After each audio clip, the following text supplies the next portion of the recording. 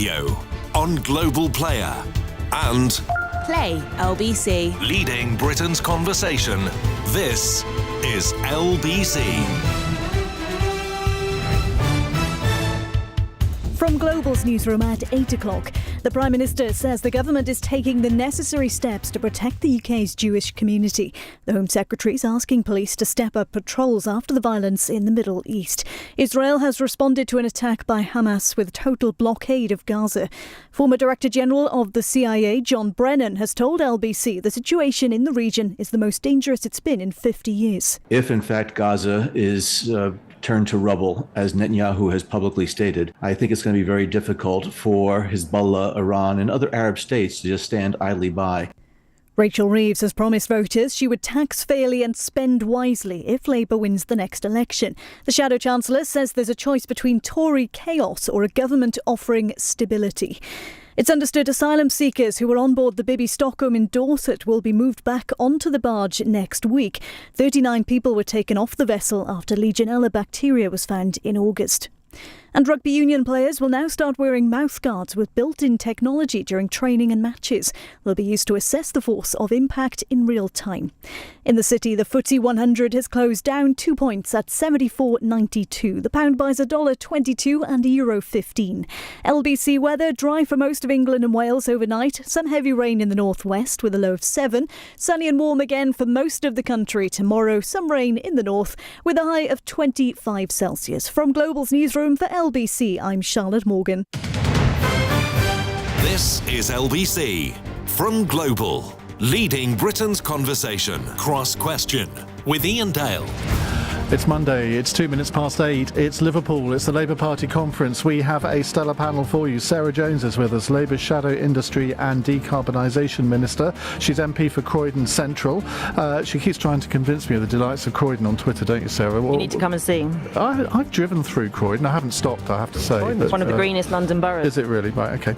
Matt Wrack is General Secretary of the Fire Brigades Union, and John McTernan is a political strategist for the PR agency BCW. He was Director of Political Operations for Tony Blair. Lots for us to talk about, lots of subjects to cover. Obviously, I'm expecting calls on what's happening in Israel at the moment, but also what's happening here at the Labour Party conference. Maybe you want to ask about LBC's 50th anniversary. You can ask about anything you like. 0345 6060 973 is the number to call. You can text 84850. Say, Alexa, send a comment to LBC, and do watch us on Global Player. Call 0345 6060 973. Tweet at LBC. Text 84850. Cross Question with Iain Dale. This is LBC. Well, let's go to our first question. It's from Carl in Southampton. Hello, Carl. Oh, it's a text question. I do apologise. Bad presenter. Slap on the wrists. Is cutting off food, water supplies, fuel and electricity from the whole of the Gaza Strip a reasonable response to the atrocities carried out in Israel over the weekend? John McTernan. Look, I think that the response to the terrorism has to be steps to stop the terrorism, and I think Israel's got the right to take any steps it can to defend itself and defend its people against the terrorism. But it takes us to the big central question in the Middle East, which is, why have the peace talks stalled? Why is there no progress towards a two-state solution? And why can't the international community use this moment, yes, to express solidarity with Israel, but also say the status quo before this was ultimately unsustainable. Netanyahu has not offered security for Israelis. There's a huge issue here, but the thing is, something's got to stop, because these two nations have to live together. There's got to be a peaceful two-state solution. But this action by Hamas is not going to help bring that about, is it?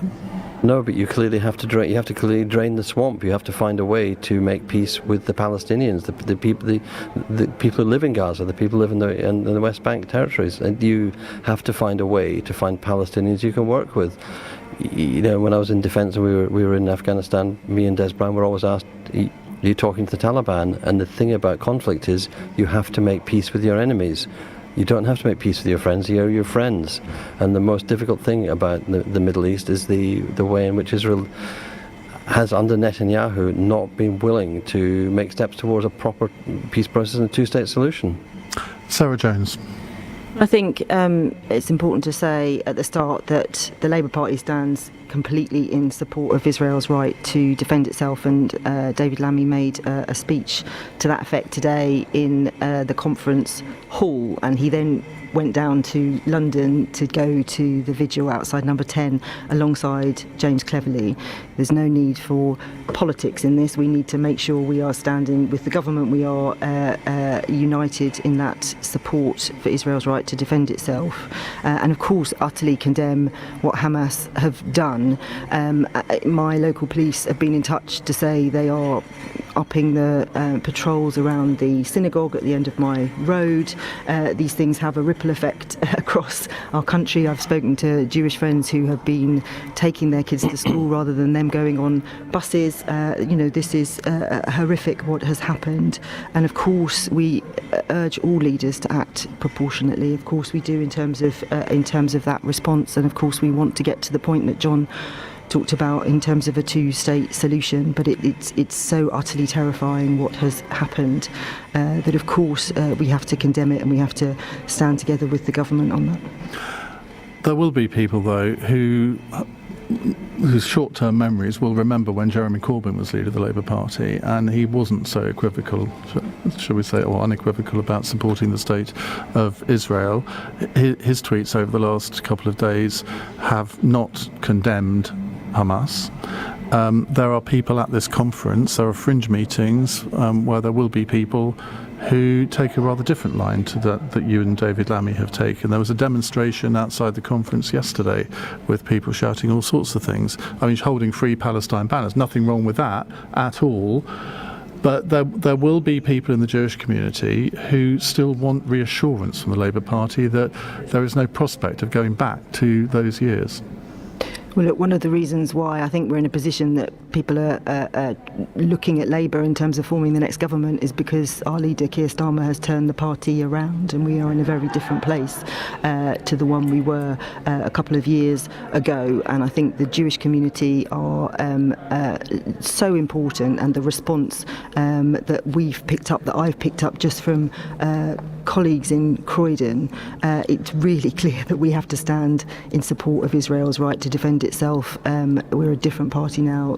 Jeremy Corbyn is not the leader of the Labour Party, Keir Starmer is. In fact, Jeremy Corbyn isn't even at this conference. I'm told he didn't even apply for a pass, which we can read a lot into that, but possibly we'll do that later. Well, he's not a Labour MP, is he? No, but he's still a Labour Party member, I think. Matt Wrack. I think the answer to the original question for me is no. It's not appropriate for Israel to shut off power, food and supplies to Gaza. I condemn the attacks on civilians by Hamas, but when we come to Sarah's comments about David Lammy saying Israel has the right to defend itself, what does that mean? Does that mean targeting of civilians? Because if we're going to condemn the targeting of civilians, that has to apply to all parties in the conflict. Well, there's no evidence that Israel has targeted civilians. Well, civilians are dying in Gaza today as we speak, Ian. Yeah, but they're not being targeted. Well, they may be affected, but they're not being targeted. And nor is the idea of collective guilt acceptable. The people of Gaza are not responsible for the actions of Hamas armed groups. It's not. Is it appropriate? I ask the panel for an Israeli minister to describe the people of Gaza as human animals, as I understand has been said today. I think he described Hamas as human animals. Well, that's your interpretation. I actually heard him do it, so it's not an interpretation; it's a fact. The question, what is it to me, is what is meant by Israeli defence of itself, and we've seen in previous escalations of the conflict that this will lead to further devastation in Gaza, which has already been described internationally as an open prison. And I'll go back to the point that John made. What is the so-called international community doing to resolve the fundamentals behind this conflict? Because there is, it's described endlessly as intractable. That may have been a question for last week. It's not a question for now. It is a question because what are the causes behind this horrific conflict? Yeah, but the question is, was this appropriate? You've answered the question and said no, but I ask you again, what else could Israel have done? I mean, they killed 700 Israelis. Yes, and holding 100 people hostage. I condemned that. Yeah, of course you did. But how should they have reacted then? proportionally and avoiding the targeting or injury and death of civilians. But in a war situation, which Netanyahu, I mean, I'm no great fan of his, but he described it as them being at war. In a war situation, inevitably, even if you don't target civilians, civilians are going to be affected because they might be in a military target that the Israelis have quite understandably targeted.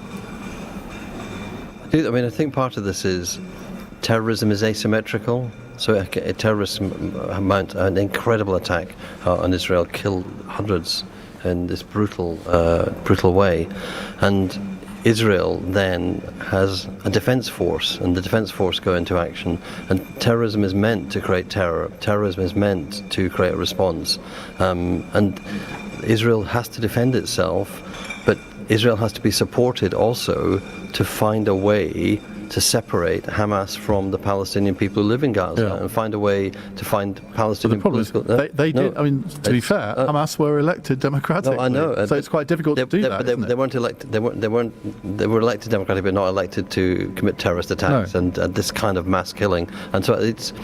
Well, if you vote for terrorists, don't be surprised if they then commit acts of terrorism, I suppose, is the answer to that. Well, the thing is, that as we know from Northern Ireland, you can vote for a political party associated with terrorists, and you can get peace out of it. This is the most intractable thing that we have across the world, is how do we diffuse these conflicts in places where people actually have to live together. Do you think it was a mistake for the European Union to announce today that it's cutting off all aid to Palestine? The problem that the European Union has, as the UK has, is who is there in Palestine you can deal with who are not a corrupt political party and a corrupt organisation. This is the institutions have to be rebuilt from the bottom, from civic society. And when you have the kind of bombing and the response in Gaza that Israel has been forced to respond with, it sets back rebuilding institutions, and it becomes really complicated. And in the end, there will be a moment after all of this, and that moment is, how are we prepared for building back, even in a harder way? And I think I completely get that. You can't do that within 2 days of this. No, I get it. It's a fast-moving situation Shuvik as well. in Eltham has got a follow-up on this. Shuvik, go ahead. Hello, panel, and Iain. Yeah, sure. It's a really difficult situation here. I mean, you've got Hamas on the one hand, which is carrying out attacks on civilians, and you've got Netanyahu and his far-right government on the other hand, which has no interest in peace whatsoever. So it's a terrible situation, and it's important not to be partisan and provocative in such a difficult and polarised situation. So what is the British responsibility here, historically, particularly with regard to the Balfour Declaration and the Sykes-Picot Agreement? Well, with respect, I'm not quite sure we have time to go into the whole history of the Israeli-Palestine conflict. But I mean, you're right. I mean, in a sense, it does stem from the Balfour Declaration. I think, for me, it's like the Balfour Declaration is British history, but it's Palestinian reality. It's contemporary politics for Palestinians. So I think that the UK has to work with the international community. We can't do anything unilaterally. We have a history in that space, and we have to do something with the European Union, something with the US. There has to be Britain playing a role. But as we saw, the biggest progress that was made was in Norway, a neutral country. We have to find international diplomacy is about finding ways to get people who can't talk to each other to talk to each other, and that takes a long time. But it does mean an awareness of history too. But Sarah, do you think it will have to wait until Netanyahu is no longer Prime Minister of Israel? Well, I think everything John has said is absolutely right. Of course it is, but immediately, women and children have been taken hostage, and hundreds of people have been murdered. If those were my children, we have to understand the scale of the horror and appreciate that there will be a response to that.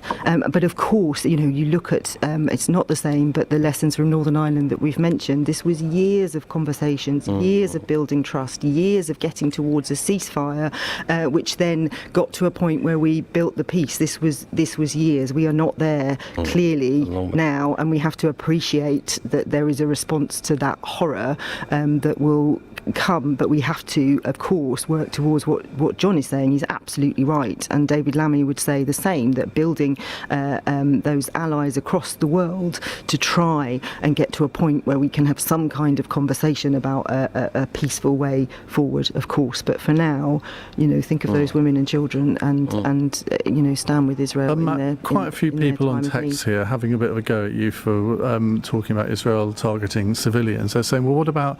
That's what Hamas have done. They've targeted innocent civilians. If they had targeted the IDF and the Israeli military forces, I still think it was a terrible thing to do, but at least they were military targets. I agree with that point. I said in opening that I condemn attacks on civilians from all parties.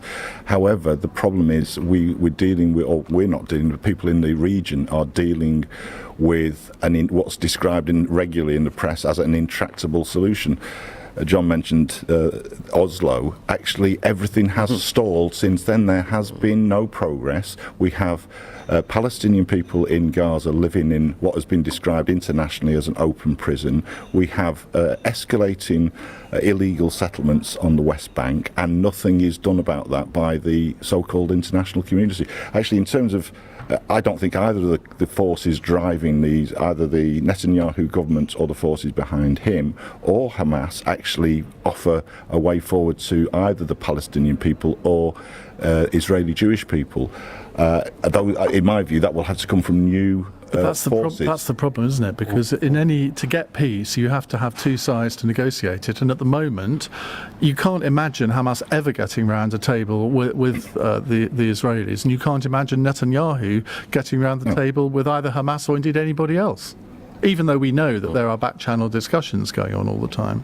But you have to not give up hope for that, because there were times in the last during the Northern Ireland conflict where you would think this is absolutely who would have impossible. predicted that Ian Paisley and Martin McGuinness could sit together? Who could be the Israeli and Hamas equivalents of the Chuckle brothers? But in the end, that's... In the past, there have been large movements in Israeli society for peace, for ending, at various times, for ending the occupation. Those movements have taken a big step back, and partly because of the role of Hamas. But those sort of initiatives should give us some room for the possibility of hope. Right, we will move on in just a few moments' time. If you'd like to put a question to our panel, 0345 6060 973. If you have further comments on this war in Israel, I think it's fair to describe it as that. You can put your point of view over after 9 o'clock, because we're going to spend the whole of the 9 o'clock hour talking about it. It's 18 minutes past 8. This is LBC.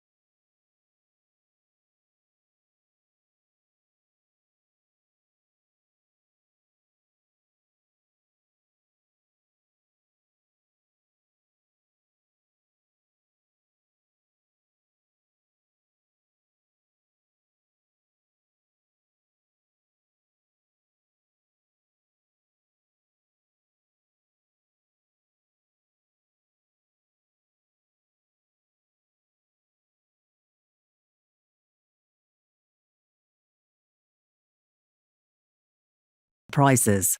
Leading Britain's conversation. Cross Question with Iain Dale. Alexa, send a comment to LBC. Sarah Jones, Labour MP and Shadow Industry and Decarbonisation Minister, is with us. Matt Wrack, General Secretary of the Fire Brigades Union, and John McTernan, Political Consultant and former Director of Political Operations for Tony Blair. Right, our next question is from Gina in Scunthorpe, who wants to know, will offering boring old stability while Rishi Sunak promises change really be the key to number 10 for Labour? Sarah. Well, I think Rishi Sunak has accepted that we need change, and I don't think anybody thinks after 13 years, 5 prime ministers, 7 or 8 chancellors, that the change is going to come from them. And we saw nothing last week apart from giving up on projects that they had supported. I think the question for the week is, if not them, then why us? And that is the question that we have been answering. And I think Rachel Reeves's speech today set out very clearly the choice between the two parties. Do we want to see real national renewal, or do we want to see continued managed decline? Do we want to see a government that puts its country first or its party first? Do we want a government that is about long-term solutions or a short-term but we didn't fix? get much of a solution, did we? We got lots of warm words about, well, let's have more growth, let's do this, do that, things that most people would agree with, but there wasn't really a route map as to how to get there. I think there is a route map. I would start by saying that we have to bring stability back to the economy. I've been talking to businesses the whole time I've been here, and that is what they are crying out for. And the chaos from last year that has continued into this year, the automotive industry and the changes to targets that we've seen from this government. So the starting point is stability, and that's why Rachel Reeves has been talking about setting up the Office for Value for Money, giving more powers to the Office of Budgetary Responsibility, getting our COVID money back, spending our money wisely. The second point is an absolute laser focus on growth, and that's what my brief is all about. The £28 billion investment in those projects. You've delayed a lot of that. No, we're going to do it in the middle of the first Parliament, £28 billion. And the way we're going to do that is to crowd in private investment by putting funding up front. So where we want the green energy of the future, whatever renewable energy that might be, we will put in £1 and we will get £3 from the private sector back. That is what we want to invest in our country, in all parts of our country. It's a very detailed plan for growth, and where there are barriers to growth, we will break them down, and that's what the Tories have failed to do. So where the barrier is planning, we will change the planning system. Where the barrier is the national grid, you know how we will difficult that change is the to national do. grid. I mean, you can't just sort of snap and say we're going to change the planning system, because the Tories have actually tried to do that and found it a lot more difficult than they thought it would be. I don't think they have tried to do it. They've fought amongst themselves about what planning should be for and where we should build and what we should do. We need infrastructure in this country. If you look at the national grid, you think about the national grid. Hang on. You've got MPs that don't agree with a lot. House building, for example. Was it an MP in Coventry I saw the other day was sort of railing against building new houses in Coventry? No. Every constituency MP takes a view on some developments. I've seen developments where they're taking the only greenfield site in a constituency, and people go, I don't want it there. There's brownfield sites over there. There's factories over there. But you'll get that all in any political party. But Sarah's absolutely right. The Tories had a proposal for planning reform, which the Tories then rejected from themselves. And then you had Liz Truss briefly had a view about growth and anti-growth.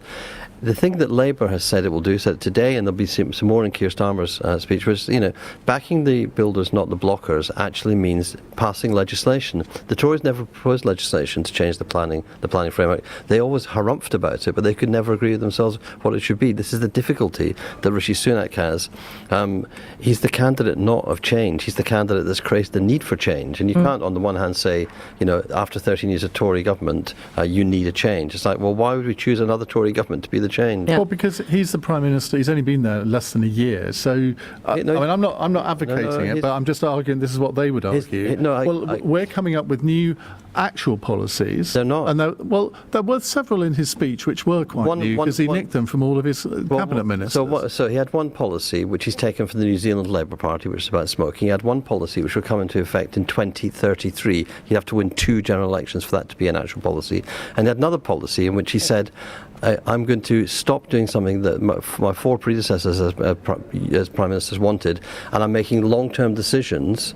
Now, it's not a long-term decision to rip up a decision that's been endorsed by a series of Conservative governments, and then to substitute for it. And you're not wrong in what you say. It's not. But a lot of people, most people only ever take anything from a leader's speech in a party conference. The rest of it is sort of just floats above them, and understandably so, because they're not as interested in politics as we all are. If they took anything from the Conservative Party conference, it would have been that Rishi Sunak made a speech where he made lots of announcements. Now, I'm not. Which unravelled. Yeah, you can absolutely, afterwards. But most people, most ordinary voters, don't follow it in that level of detail, do they? Well, just to give some examples of where the real change is, and I think in this area of growth and infrastructure and housing, we have the biggest difference between us and the Conservative Party that you will see in any area. There is £200 billion of investment waiting to come to Britain, but because we have such a slow planning system, because you can't get onto the grid for 10, 15 years, that investment is just stalled. This is what the Conservatives have done to our economy. They cannot be trusted to run the economy. Now, our complex solutions, all of the missions, they are targeted to fix complex problems. These are long-term problems. But look, if we could have a country where we were building the infrastructure, where we could have cheap energy, because all of the renewable energy is so much cheaper, where we had security, we didn't have to we didn't have to rely on Putin and the like in terms of our energy costs. We were in control of our own energy, we were in control of our own economy, we weren't buffeted as much as we have been by international forces, then we could have a country that works. I don't think anybody is in a position where they think anything is better than it was 13 years ago. And it is our job to put forward that vision for the future, which Rachel Reeves did today, and of course Keir will do tomorrow. The Tories are stumbling from one crisis to another, and they strike me as a bit like a zombie government that is just... It's doomed, and everyone knows it's doomed. So they may announce initiatives. I don't think anyone believes they will be delivered anyway. But on the original question, is boring stability the answer? I've got to say no, I don't think it is. I think we've lived through 3 crises. The banking crisis of 2007-8, the COVID and the austerity that followed, the COVID crisis, and now the new cost of living crisis. Wages for British workers have stagnated for 15 years, and people want to see change, and they want to see something radical, and that's what people, I think, will expect of a Labour government coming in. We're working with shadow ministers on. Do you think you're going to get it? Well, we're working on workers' rights, and potentially I think that opens up the route to people standing up for themselves in the workplace, for example, and we've turning the tide on the driving down of wages that British employers have been engaged in throughout that 15, I mean, it's horrific, 15-year period where real wages have not grown for most people.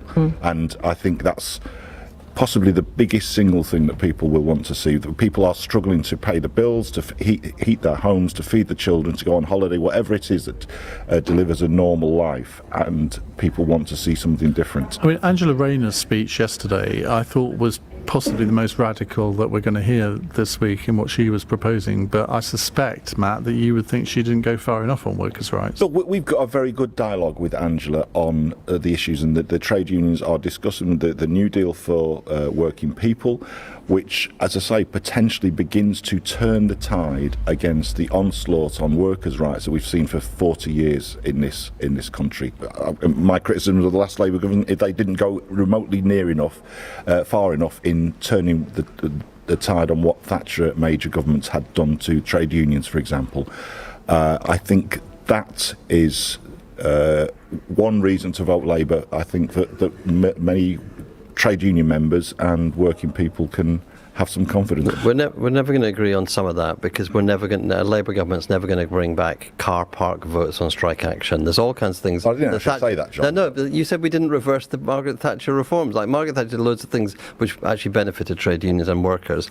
But it's interesting. Really? It's interesting. Do you want to detail? I'm quite interested in hearing about this. Well, look at what she ended the closed shop, and that was actually good for individual rights for workers. It's actually freedom for workers. She also made there to be. Oh, I don't see how. You said that helped trade unions. I don't see how ending the closed. How does ending the closed? Just a minute. How does ending the closed shop assist trade unions? Proper ballots for general secretaries. We always had ballots for general secretaries. Proper ballots for general secretaries. We always elected our general secretaries. If you're going to challenge me on issues that I know something about, get your facts right. John. All trade unions, and she defeated. And it was good for the union movement that the miners were defeated. But that's kind of off topic. Wow. It was really good. But the Rutherglen by-election was actually won by people using the New Deal for Workers on the doorstep. Well, that's interesting, because Andy Marr said that earlier, and I was thinking, really? But they were calling it making work pay. They didn't call it the jargon of a New Deal for Workers. They actually said they listened to workers, they listened to families, they listened to people who think they're switching from the SNP, and they realised what people wanted was reassurance. If you worked hard, you'd get a reward, you could look after yourself and your family. And they came up with this, said this is about making work pay. And honestly, it was the thing that turned it on the doorstep. I was up in Rutherglen this week, last week. I spoke to people, and it's turning Labour's policy, much of which is really good, into what we call the retail offer. I've got to say, John, I'm not going to allow that to pass, Ian. The celebration of the defeat of the miners' strike and the devastation of mining communities that followed, that communities have not yet recovered from, that have not yet recovered from, is absolutely. Scargill had to be beaten. He destroyed those communities. For you to say, you should perhaps go and visit some of those communities. And let's talk about what we do with those communities going forward, right? And what the Labour Party is setting out this week, where we're talking about the British Jobs Bonus, which is a pot of funding which is going to incentivise business to build in the old mining towns, in the areas where oil and gas will be transitioning, in those areas where we need those good quality jobs, and talk about what we've said this week about skills, about making sure we've got the skills and the apprenticeships that actually work for businesses and actually work for people, and talk about that New Deal for working people, which is going to change, sick pay, hire and refire, fire and rehire, 0 hours contracts. And just a last point on the original question about stability. If you are in a home where your mortgage has rocketed, or if you are in a home where your rent has rocketed, if you are paying, as we all are, way more on your food and way more on your energy, you want stability. You want these things to be fixed. You want a better standard of living, and that is at the core what a Labour government is all about. Okay, well, thank you for rescuing us from a discussion on Arthur Scargill. We will take more of your calls in just a few moments' time. It's 8:33. News headlines on LBC with Charlotte Morgan. Police forces are being told to increase patrols to protect the UK's Jewish community. Israel's responded to attacks by Hamas with a total blockade of Gaza, cutting supplies of food, electricity and fuel. The Shadow Chancellor says there is a choice between Tory chaos or a government offering stability. Rachel Reeves is promising voters she would tax fairly and spend wisely if Labour wins the next election. And it's understood asylum seekers will return to the Bibby Stockholm barge in Dorset next week. Around 40 people were moved off in August after Legionella bacteria was found in the water system. LBC weather, dry for most of England and Wales overnight. Some heavy rain in the northwest with a low of 7. LBC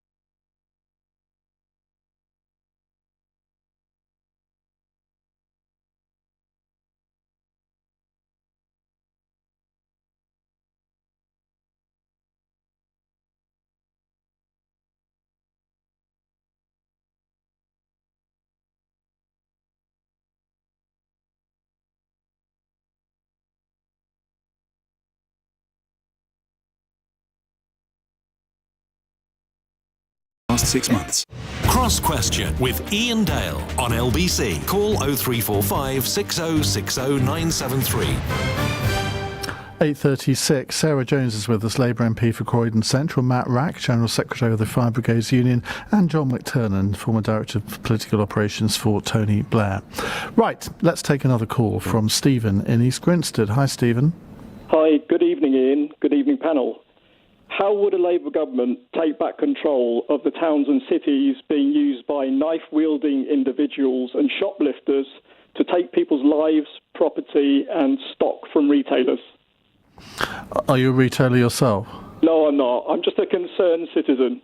Seeing what's going on at the moment, I think there should be more police on the streets and tougher sentencing. Well, shoplifting cost retailers about £1.3 billion in the last 12 months. That's a 25% rise. So there's clearly a bit of an epidemic around at the moment. But there's no silver bullet, is there, Matt Wrack?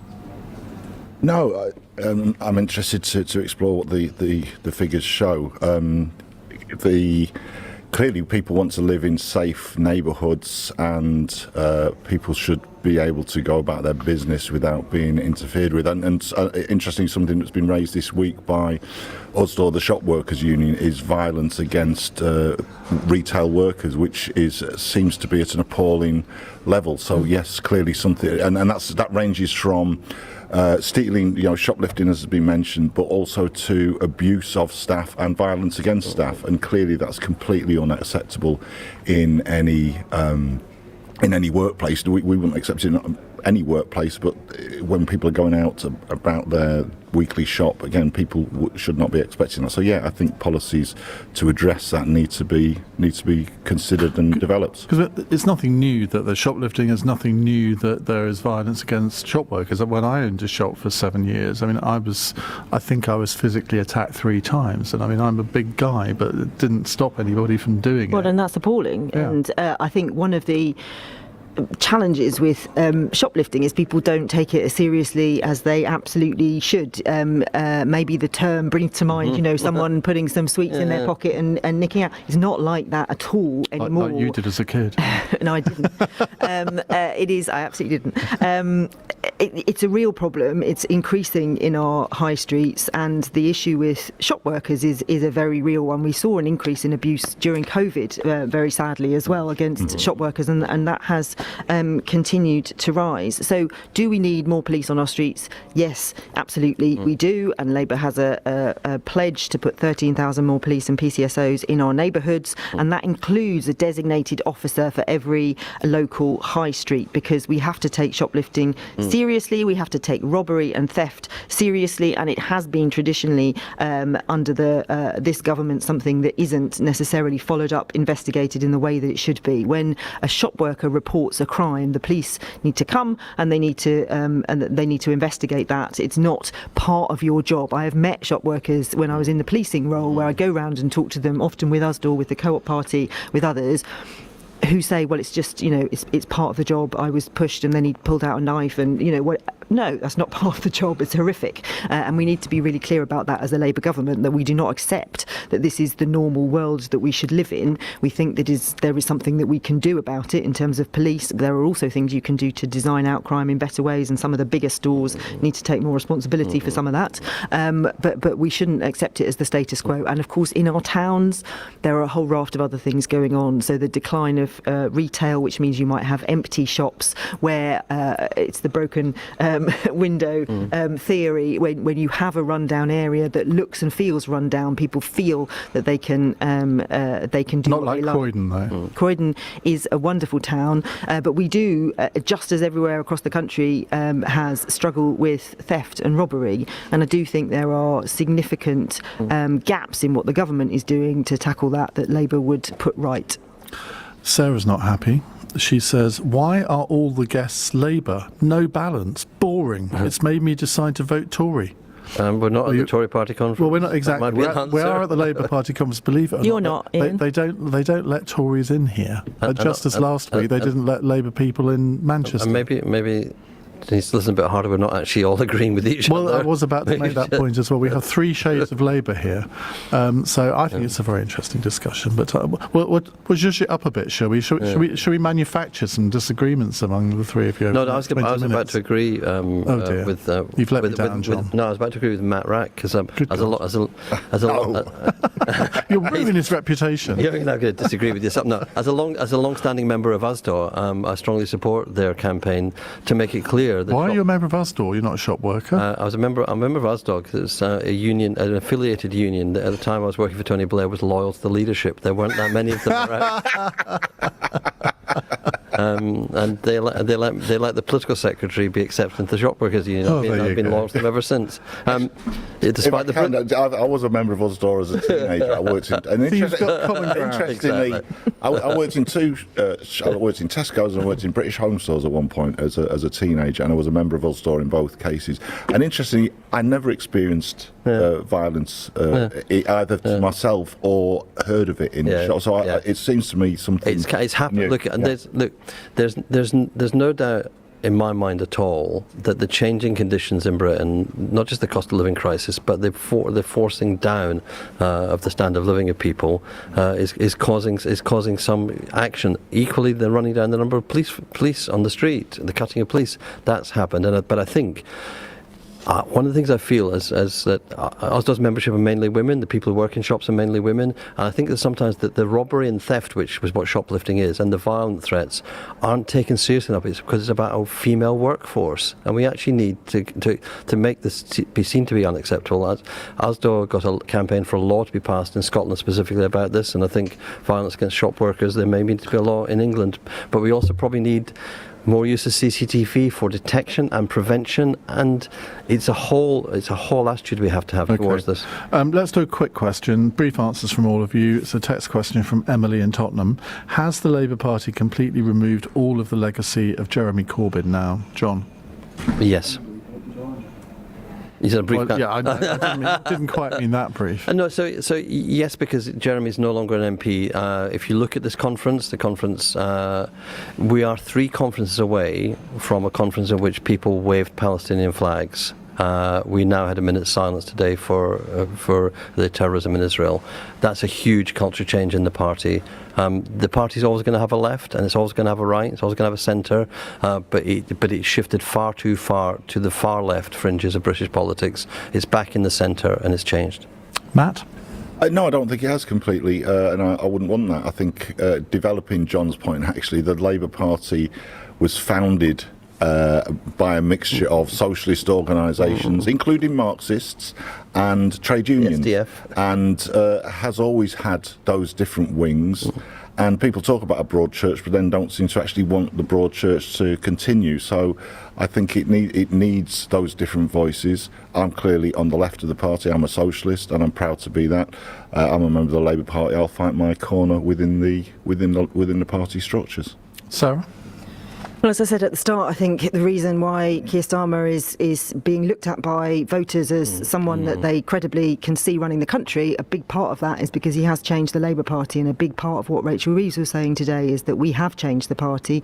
It is different, and we do have an agenda that we think is based on what people are telling us, what they need, what they want from their country and their future, and not on our party. I think whenever we look inwards in whatever flavour, whenever we look inwards and fight each other, we lose the country because we're not looking out for their best interests, and that's what we're doing now. But you have got quite a lot of the parliamentary party that I would say are on the fairly hard left. I wouldn't say that, but I mean, we are a very different party. We have a really credible set of policies that are going to make sure we have stability. I think that the real contrast is with the Conservatives, where, and this has been talked about a lot so far this week, where they are letting people into their party now who really are on the fringes, the conspiracy theorists, the anti-vaxxers, all kinds of people. It's news to me. Where'd you get that from? Well, because what you heard last week. What did you hear? You heard nonsense about 15-minute cities. You heard nonsense about meat taxes. You heard nonsense about 7 bins or whatever it was that we were going to do. This stuff is feeding into a narrative that is. But it's the United Nations proposal for these 15-minute cities.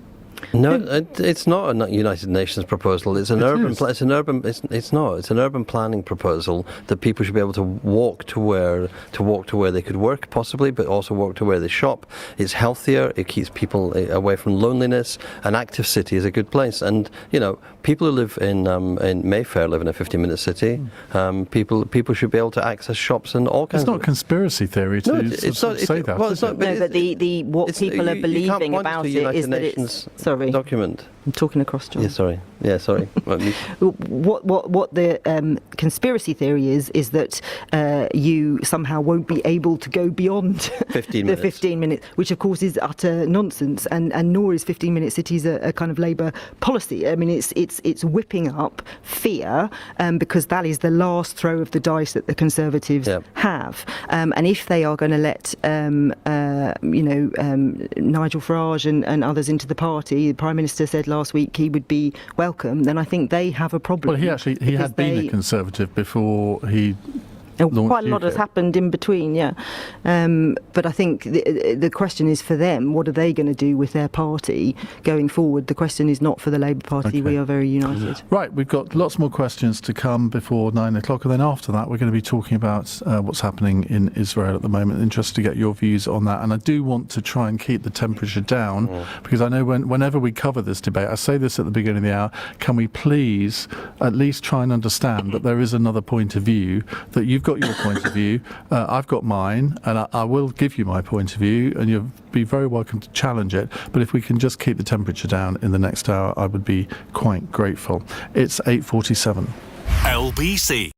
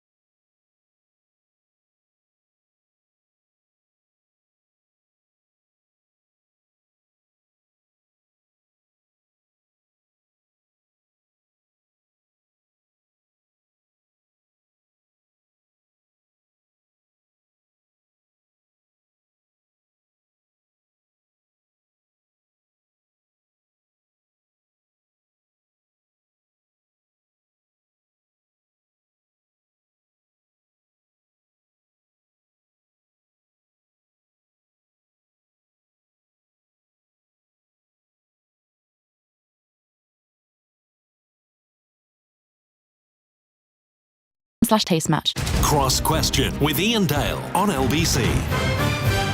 Sarah Jones, Matt Wrack, John McTernan with us. We will return to our fully balanced panel on Wednesday when Jackie Smith will be on, amongst many others. Right, let's go to another question from Rupert in Gatwick. Hello, Rupert.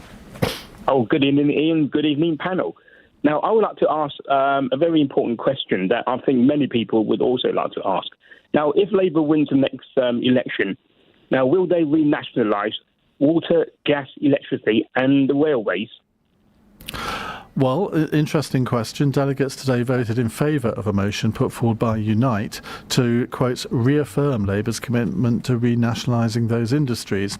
However, Shadow Business Secretary Jonathan Reynolds has already responded to today's vote to say Labour will not be putting these policies into their next manifesto. That's a weird one, isn't it? When Conference can vote for something like that, and then Johnny Reynolds gets up and says, no, thank you very much, Sarah.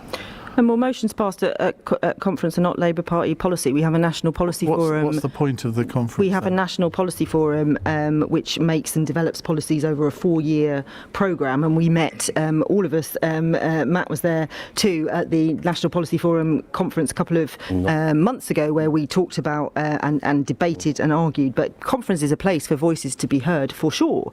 Not listened to. I would point to the policies that we have that are going to solve the problems that we face. It's not about a kind of ideological, we have to swing everything this way or everything the other way. If you look at Great British Energy that Ed Miliband was talking about today, this is investment from our country to our country to build the energy that we need in local areas, £1 billion a year, which is going to be a British asset, and they're going to be based in Scotland. That is a real and appropriate way to try and get the energy that we need so people can have cheap bills and a better standard of living, which is what this is all about.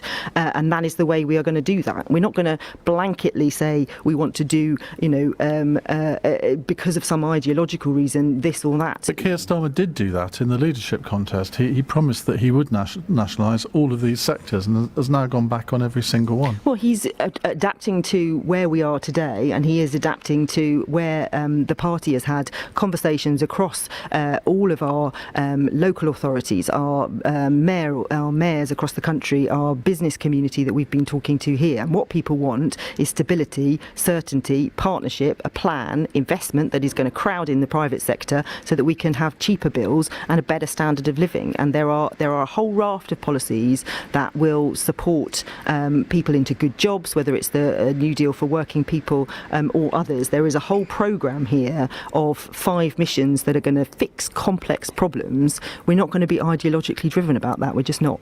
Matt? Well, first of all, on the policy making, I think Conference should be listened to more. The National Executive has pulled quite a clever trick by taking the vote on the first day rather than the last day as a way of getting around that problem. But I think you're absolutely right about Keir Starmer. Iain, he did make those pledges. And the thing that strikes me is I think these are hugely popular positions.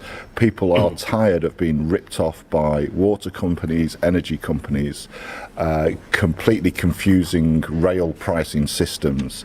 And while water companies fill our rivers with muck and are completely failing to carry out their task. So I think the idea of publicly owning them, and I'm not talking about some monstrous bureaucracy, I think there should be democratic forms of accountability within public bodies, but I think it would be a hugely popular. I think it's a mistake if Labour doesn't go further down that road. I mean, on water companies, we've been completely clear the polluter needs to pay, not the public, in this situation, and we've announced this week, Steve Reid has, that Ofwat needs to have powers to take away bonuses from the water bosses. We need to be monitoring what they're doing. We need to be prosecuting them when they're getting it wrong. Absolutely, the system hasn't worked, and we've set out what we're going to do about that. Sector, all of those problems would presumably go away under the magic of government control. If you have good regulation, that's when business does what you need it to do. That's what the Conservatives are. And that's what they haven't done it. They haven't done it because we've got pollution, and they haven't fixed the problems. They haven't been strong enough. They're too weak on these issues. But the answer isn't to renationalise everything. The answer is to create the climate and the regulatory system that businesses do what we need them to do. Matt, the problem you've got is that, I mean, even if everyone thought it was a great idea to renationalise the energy and water companies, how would you pay for it? Unless you're going to just confiscate them. Well, there's a case for that as well. But is there? Really? Actually, if you think about water, that's a great way to get no international investment into this country. If you think about water, then if the fines were of substantial, and I think there would be huge public support for very, very significant fines on water companies which fail in their duty to the public, then actually I think you could create a model whereby taking those industries into public ownership would be entirely achievable. In fact, I think Unite has done some work on the costing of one model of bringing those key sectors into public ownership. And in terms of on Sarah's point about public conversations, actually I think all opinion polls show there is huge support for public ownership of all of those sectors, and it's quite remarkable therefore that Labour leadership isn't listening to public opinion on this issue. So there is a genuine cost to nationalisation, and you can't get around it by saying you're going to confiscate. We're not a confiscatory party.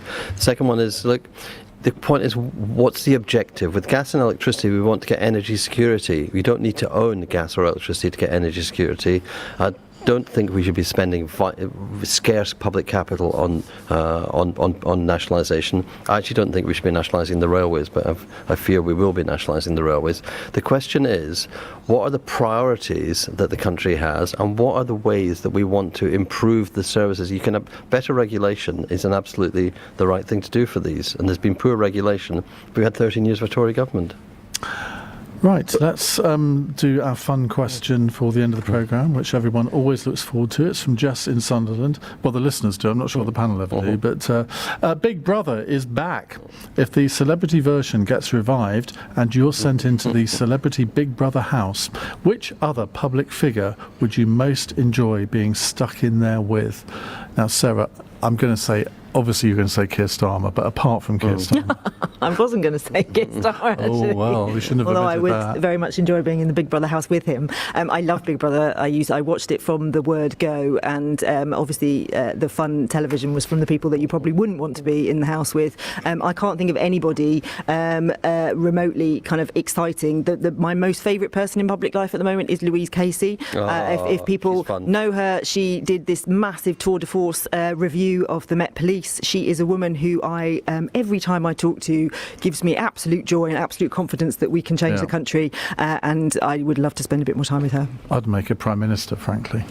Yeah. She would be, she would be good at any role in government, and indeed she's had many roles in many different governments. You should. Put in a bid. Matt. Well, I couldn't think of anything worse than going on Celebrity Big Brother, and I stopped watching Big Brother after the first series, I think. So it's a difficult one for me. I think I'll go in with John, actually, and see if we can survive without coming to blows. John? Well, I think I'd want to go in with you, Iain, because I think it'd be great for you to fulfil your dream of being on Celebrity Big Brother and to do it with me, and that'd be great fun. It's one of those shows, I mean, reality TV, and that's what they're all taught. I mean, I have to say, if I had to do one, I think that would be it. I was approached, you won't believe this, to vaguely approach if I'd be interested in doing Celebrity Dancing on Ice. Oh. Not with your injury. No, this was before the injury. Thanks, Sarah. But I did decline that one because I was told, I've never watched the programme, but I'm told you have to lift someone above your shoulders. I don't think that's a risk. I can actually skate, believe it or not, or could. But anyway, that's another story. Sarah Jones, Matt Wrack, John McTernan, thank you very much indeed for joining us. Tomorrow on the panel, we have the University and College Union Chief Joe Grady, the Daily Express political journalist Christian Calgi, and, is it Calgi? We'll find out tomorrow. And an as yet unrevealed Labour front bencher. It could be Keir Starmer, or it might not be. Coming up in the next hour, we are going to talk about Israel, Hamas, the future of the Middle East, who's to blame for what's happened. I mean, I'm very clear as to who's to blame for what's happened, and I'll give you my views to start the hour off in just a moment.